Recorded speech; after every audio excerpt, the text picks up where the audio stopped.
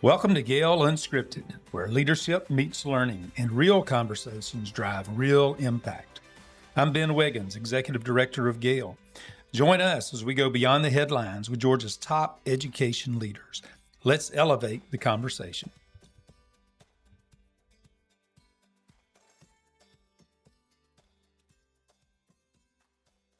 Welcome, GAEL family, back to another exciting episode of GAEL Unscripted. We have some fantastic guests with us today. You can see the studio is full.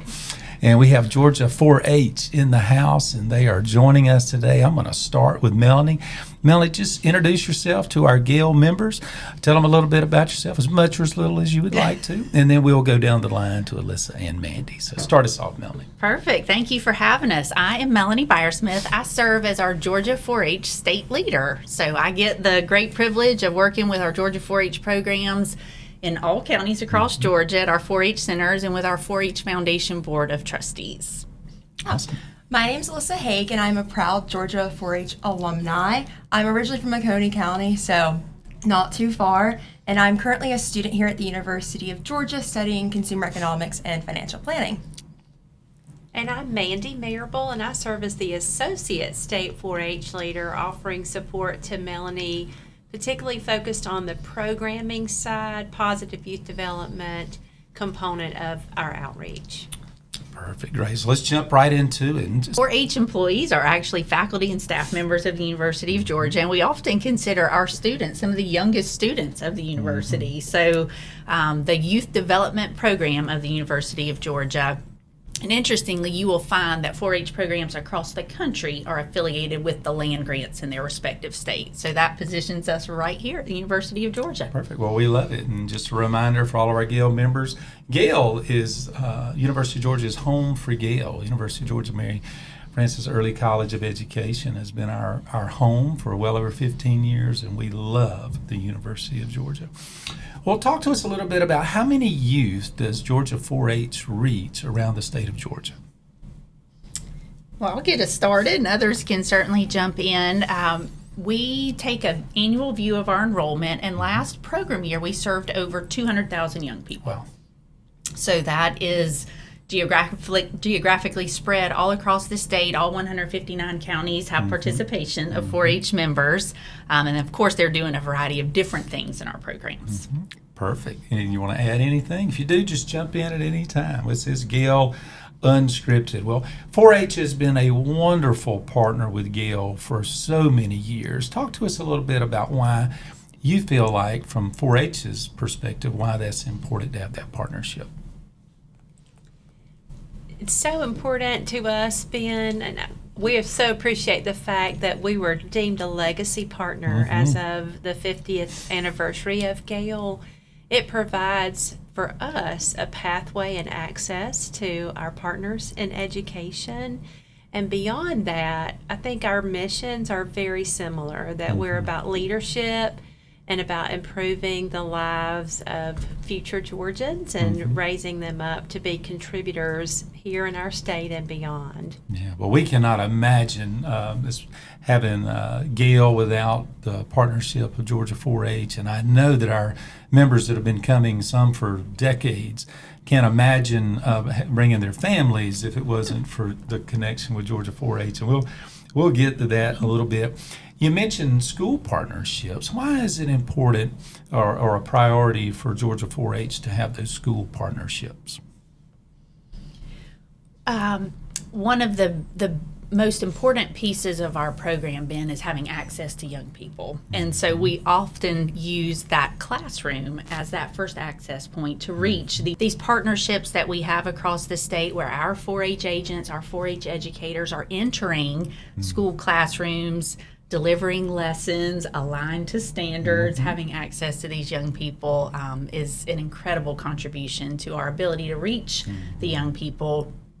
Then we can kind of open the door to all the other programs and activities and opportunities we have in 4-H for them. So if I'm a principal at an elementary school, and I'm brand new, this is my first year, and the 4-H has contacted me, what are some things I can do to help make sure that I'm granting access for my students to learn about Georgia 4-H. Are there particular grades in the elementary school that you all like to start with, or that first introduction? Talk to us a little about that. Well, we would hope that new principal would say yes to a trustworthy partner in their local community. And we do a lot of coaching and mentoring so that our faculty and staff are ready to be that local partner, to meet the local needs, and to support the standards and what is formally happening education-wise in that community.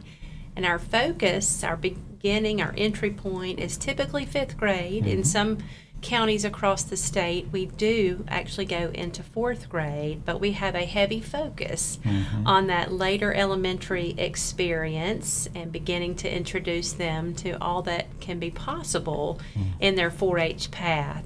We also then pair that with an experience at 4-H summer camp, and I look forward to Melanie sharing a little bit more about that, but we are hoping from that point that we have hooked those youth into being part of what we lovingly refer to as the 4-H program. Yeah, so superintendents, assistant superintendents at district offices, as you're watching this, I hope you've already got a plan, an open door policy for Georgia 4-H to be in your school so that your students have this opportunity. But if not, I hope you will strongly consider making sure that you're speaking from your chair as the leader of the district, that is great for your schools and your school district and your principals. Just so that's not missed. So some students out there in particular counties don't get the opportunity that everyone else gets. So just a great reminder for that. Let's talk about Summer GAEL. I mentioned that. Our families that bring children to Summer GAEL, they love Georgia 4-H. So talk to our members a little bit. Maybe there's a GAEL member that this coming year will be their first opportunity coming to Summer GAEL. And they may be thinking, well, what is this information about my children and how they can be involved? Just tell them a little bit about what 4-H does for the attendees' children at the conference. We think of it as a service that we provide to our GAEL partners. It has been ongoing from all the records and the historical information that we can gather as long as the GAEL organization has been going. So we had some wise foundational partnership there in the very beginning. It is fun. It is meant to be fun, and being there on Georgia's coast, we are able to utilize the beauty of our 4-H facility there to offer sessions and classes that bring to life the ecosystem of Georgia's Jewel. And we also weave in some teamwork, little leadership, and offer the GAEL members an experience with our 4-H professionals. And so it's a win-win. It offers some childcare and in a safe, loving, encouraging environment, and for us it offers exposure to the 4-H program. We have many GAEL kids who have grown up and this is their connection to 4-H, and we love to hear them reflect on how they spent their summers at the GAEL conference. Yeah, well, the families love it, the children love it. I know the sign-ups go pretty quickly, so if you're coming and as soon as those sign-ups become available, we strongly encourage you to go ahead and sign your children up. But on a typical day, the conference attendee is coming to the conference and they drop their kid or kids off at the Georgia 4-H booth back in the back. And you guys just kind of take care of those kids until the end of the day, and then they bring them back. It really is like a summer camp. So what it does is it allows our attendees to not have to worry about childcare, and our attendees' spouses can enjoy the island and the beach and some of those things, and have their children do something that's very meaningful and educational while they're at the conference. So it's a wonderful, wonderful program. How does 4-H prepare youth for work and for life? It's a big question, and we do it. You do a lot of stuff. We do. Might take us a minute to describe this. We actually have adopted some language. We talk about youth being not just ready for work and life, but being beyond ready for work and for life. And when we say that, what we mean is that our young people are healthy. They know how to make healthy choices in their life. they are productive. They know how to use their time wisely and contribute in their communities, and they are engaged. So that kind of serving as the definition of what we mean ready for work and ready for life, and it's all built upon high quality programs. So a real intentional approach to the way we deliver 4-H programming. It's built on a foundation that kind of has 4 elements. We intentionally create programs that allow young people to follow their spark if they have a passion. And I think as we turn it over here to Alyssa in a second to talk about her spark, when they have an area of passion, we give them a pathway to explore that. So developing that spark, having strong developmental relationships. So having that presence of a caring adult, whether that's a county extension agent or a 4-H volunteer or a classroom teacher, how all those pieces come together, that influence of a caring adult in their life is integral. Yes. And then the engagement that we talked about. So having programs that really encourage that engagement is absolutely essential. So we love seeing the sparks, the developmental relationships, and the engagement as the pathway then to these opportunities that allow young people to be ready for work and ready for life. And I think we brought with us a living example. All right. Who maybe can help us put some legs under that and talk about how that has played out for you, Alyssa. Yeah, so for those of you that don't know, there are 5 main pillars for 4-H and Georgia 4-H in specific. So those would be agriculture, science, civic engagement, leadership, and health and wellness.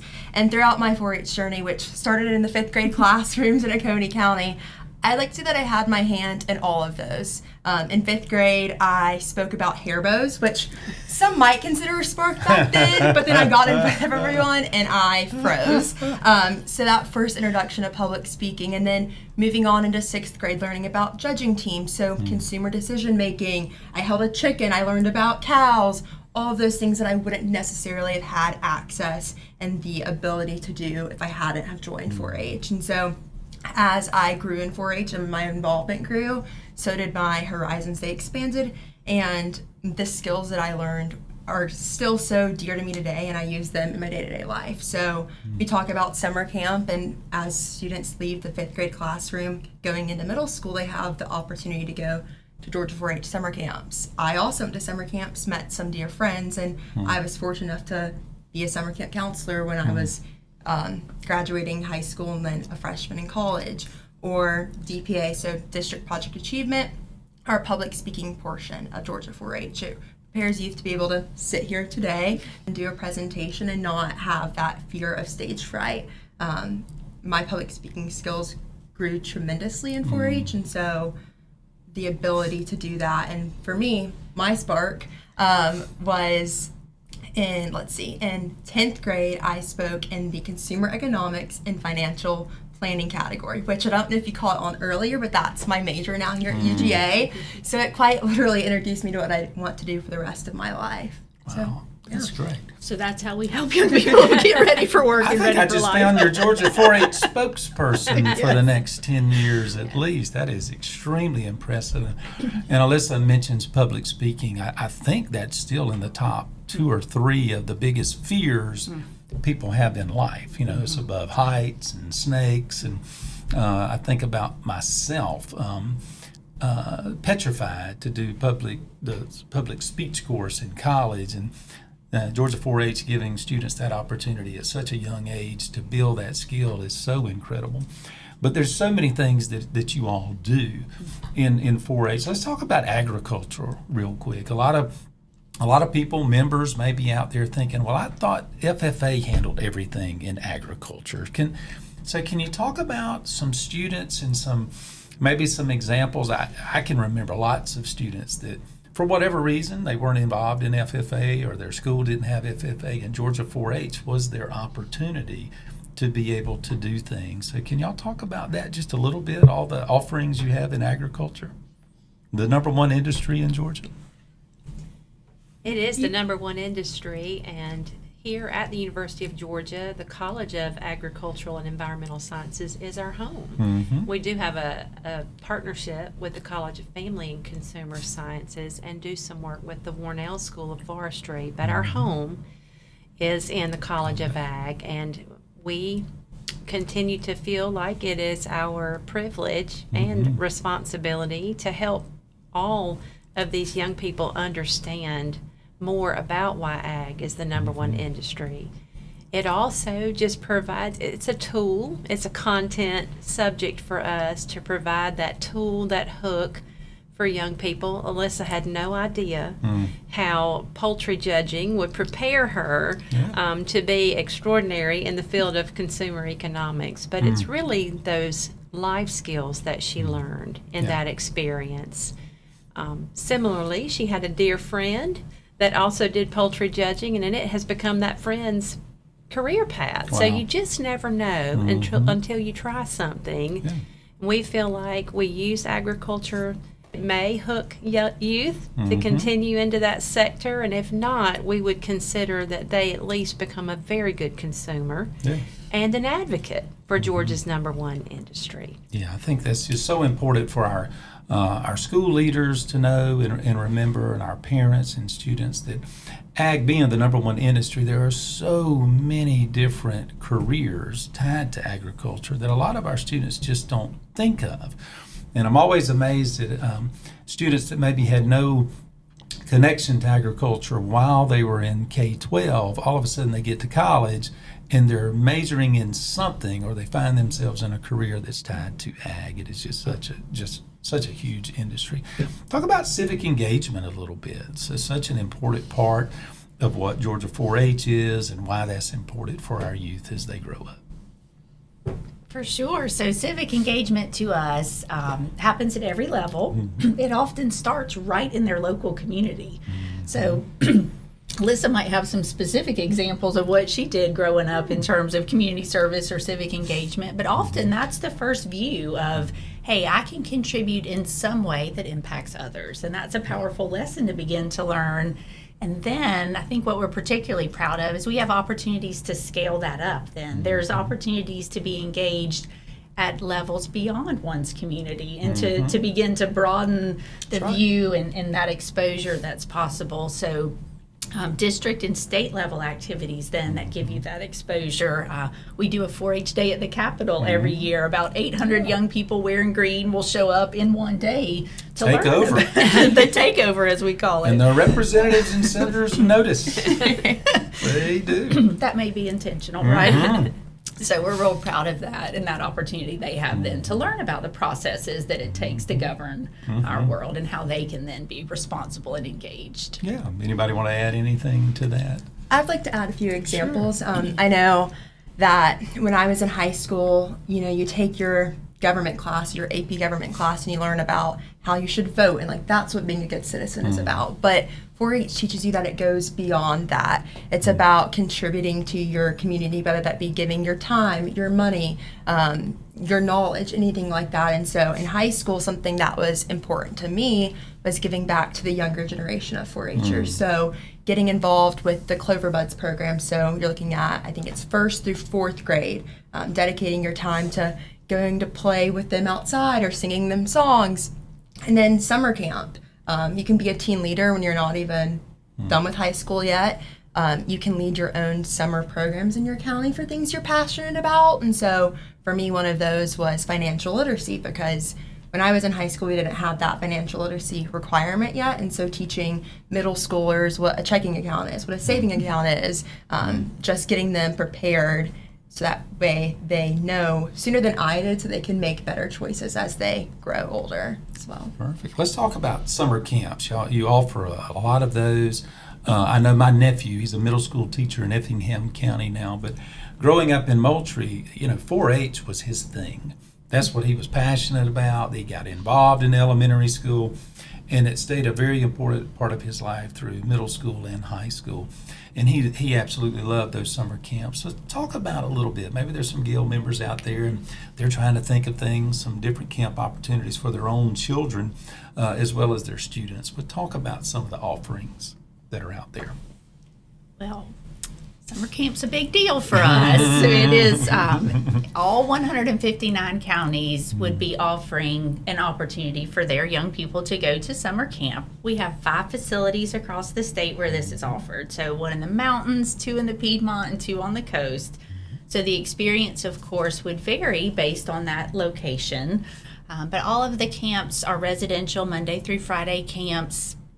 The meals, we're told, are better than school meals. No Boy. offense to anybody out there, but I had to slide that in. Now, I have not been, but I've heard Rock Eagle has a tremendous Sunday lunch. So is that a typical cooking at these camps? Okay, well that Typical might meals? be one level above okay. what we're offering at summer I've heard camp, but great good things nonetheless. of that. The youth version of that for summer camp.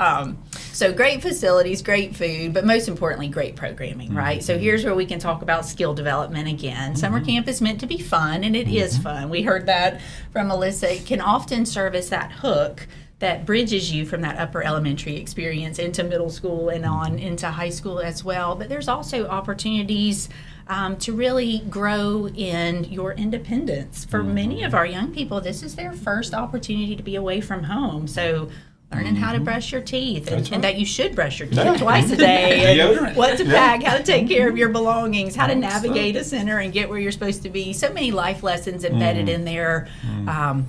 And that experience, but again, that exposure too to new opportunities. So maybe trying archery for the first time or canoeing for the first time. So not only are those experiences content driven, they're also opening their mind and having a sense of discovery and an openness to challenges maybe that they didn't have before.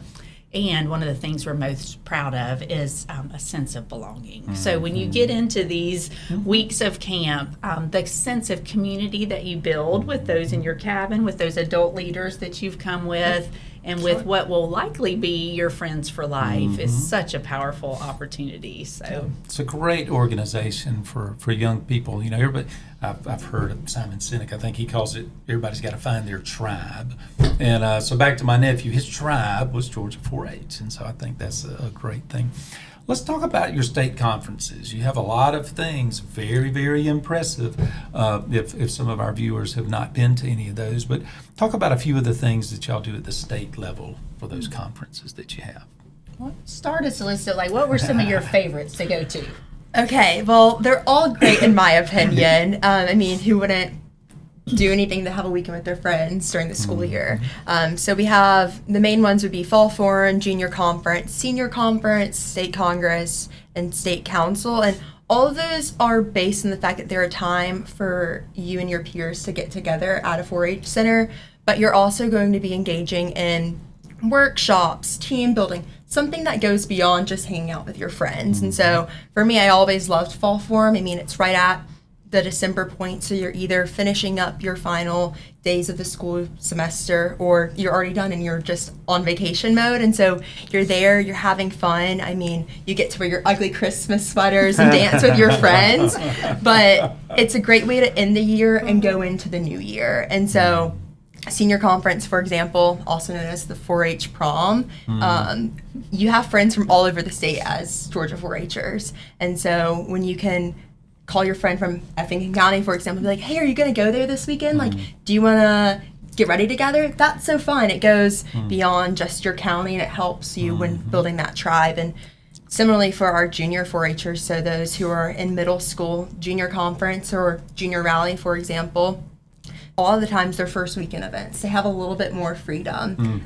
They've been through middle school. They're starting to learn more about themselves, and so they're able to do specific community service projects that are interesting to them. So if they really like animals, they may partner with a local humane society and create dog toys, or if they're interested in healthcare, they may make baskets for patients in hospitals. And so it's just a way to continue to explore beyond the classroom, beyond the county office, and with your friends from all over the state. Right. One thing I've noticed as a former principal is every student that I had that was involved with Georgia 4-H, they were just so incredibly impressive. And a lot of that is due to the programs and offerings that you do at Georgia 4-H. But always impressive in your state congress. I believe that in the summer each year. That is such an impressive event that I've really enjoyed going to the last couple of years. And just the young people up on that stage is just incredible, the things that they're accomplishing. So let's talk about Georgia 4-H Foundation real quick. What is that and what is the purpose of it? And who leads that? Yeah, so we are incredibly thankful to have a 501c3 foundation that is solely, its sole purpose is to raise funds to support the programs and facilities of Georgia 4-H. So we certainly recognize the value of having that partner. Just celebrated 75 years Wow. of the foundation's existence. So in that time, they've provided tremendous support to our program. The funding structure of Georgia 4-H is quite complicated. We could do another podcast maybe just on that one day. It takes too much time. But certainly the contributions of incredible supporters are a huge piece of that puzzle. And so Foundation manages that for us. They are also University of Georgia employees, so certainly aligned with what we do and in step with every piece of our operation. Perfect. There's a lot of honoree programs that Georgia 4-H has. Let's talk about some of those some of them are Lifetime Achievement Awards, but let's talk about some of the different honoree programs that Georgia 4-H has.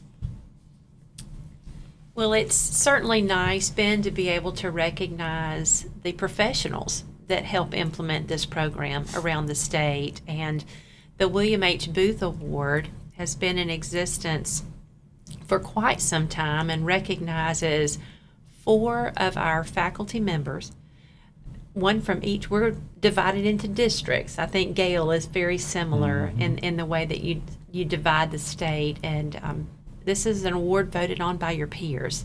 So no better way to have that recognition and be affirmed in your career choice than to be nominated for this by your peers. And then we partner with Georgia Electric Membership Corporation, and they actually sponsor this recognition. And so one individual is selected as our state winner, but they really are a great representation of the level of commitment and the professionalism that our programs are led by all over the state of Georgia. And that's just one example. And we also, years ago, one of our former State 4-H leaders, Dr. Bo Riles, decided that part of his legacy would be the Riles Rising Star Award. So we're recognizing people who have tenure in the program, as well as being able to recognize those faculty members who are on the horizon to be in a leadership role or leading their peers. And those are just 2 examples of some of the adult awards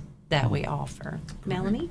Yeah, well, we also have one that GAEL is familiar with, and that is a Friend of 4-H Award. That's and so right. you're a recent recipient as an organization in recognition of that. So that award certainly highlights individuals or partners. We love that. That was Organizations. outstanding. Yeah, well, we appreciate that opportunity. Green Jacket Award is another one where an individual is recognized. Did the Contribution. Masters steal that from you all? Well, we won't That's talk about the rumor. order, okay? Okay, We all won't talk right, about all the order, but that green jacket is powerful. We It know is, that. We it know is. that. You mentioned others, Lifetime Achievement again, as it would sound. That one is awarded at our gala, actually, which happens every other year and is the responsibility of that foundation you spoke of. And then we're especially proud of our youth awards as well. There's lots of opportunities for youth recognition for all of these pieces we've talked about, for the content, for the skill development, for the community service engagement. So many ways to recognize the young people. All right. Well, this has been a wonderful episode, and we call it GAEL Unscripted, so I'm going to throw something at Alyssa. She has no idea that I'm going to ask this question. It's just so great. But Alyssa, we got a lot of GAEL members that are listening and or watching this podcast.